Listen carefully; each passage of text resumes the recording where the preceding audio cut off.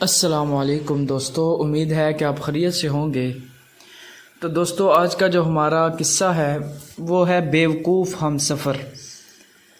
حضرت عیسیٰ علیہ السلام کے ساتھ ایک آدمی سفر کر رہا تھا۔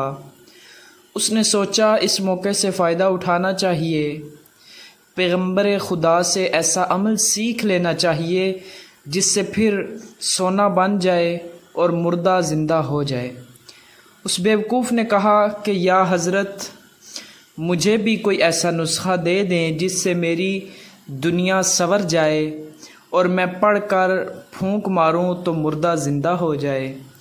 حضرت عیسیٰ علیہ السلام کہ اس کی اس لب کشائی پر بڑے حیران ہوئے کہ اس بیمار اور مردہ شخص کو اپنا غم نہیں کہ میری رفاقت سے اپنے مردہ دل کا علاج کر لے، مگر یہ تو ایک دن میں ہی تاج و تخت کا مالک بننا چاہتا ہے۔ حضرت عیسیٰ علیہ السلام نے فرمایا، چپ رہ، یہ تیرا کام نہیں۔ اس مقام تک پہنچنے کے لیے بڑی منزلیں طے کرنی پڑتی ہیں۔ یہ قوت تو اس وقت حاصل ہوتی ہے جب ایک عمر روح کی آلودگیوں کو پاک کرتے گزر جاتی ہے۔ اگر تو نے ہاتھ میں عصا پکڑ بھی لیا تو کیا ہوا؟ اس سے کام لینے کے لیے تو موسیٰ علیہ السلام کا ہاتھ چاہیے۔ ہر شخص عصا پھینک کر اژدہا نہیں بنا سکتا اور نہ پھر اژدہے کو عصا بنا سکتا ہے۔ اس شخص نے کہا، اگر آپ مجھے یہ اسرار درموز نہیں بتانا چاہتے تو نہ صحیح، میری یہ عرض قابل پذیرائی نہیں تو میرے سامنے مردہ زندہ کر کے دکھا دیجئے۔ راستے میں ایک گہرے گڑھے میں کچھ ہڈیاں دیکھیں تو عرض کرنے لگا، یا حضرت، ان پر دم کر کے پھونکیے۔ اس شخص کے اصرار پر حضرت عیسیٰ علیہ السلام مجبور ہو گئے۔ انہوں نے ہڈیوں پر نام خدا پڑھ کر پھونک ماری۔ یہ ہڈیاں دیکھتے ہی دیکھتے ایک خوفناک سیاہ شیر کی صورت اختیار کر گئیں۔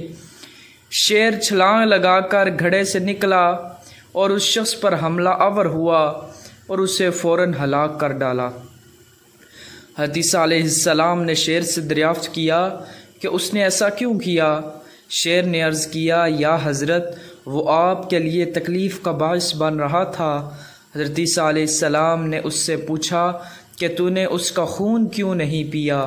اس نے کہا، ایک تو یہ آپ علیہ السلام کا بے ادب اور گستاخ تھا، دوسرا اب اس دنیا آب و گل کا رزق میری قسمت میں نہ تھا۔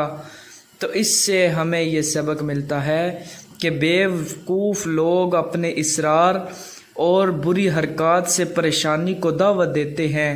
انبیاء اکرام علیہم اجمعین کے بے ادب کو جانور بھی برداشت نہیں کرتے۔ تو دوستو، اس سے ہمیں یہ سبق ملتا ہے کہ ہمیں بھی علماء کی قدر کرنی چاہیے، اور جو بیوقوف آپ کا دوست ہے اس سے آپ کو پرہیز کرنا چاہیے۔ بیوقوف ہم سفر آپ کے پاس نہیں ہونا چاہیے۔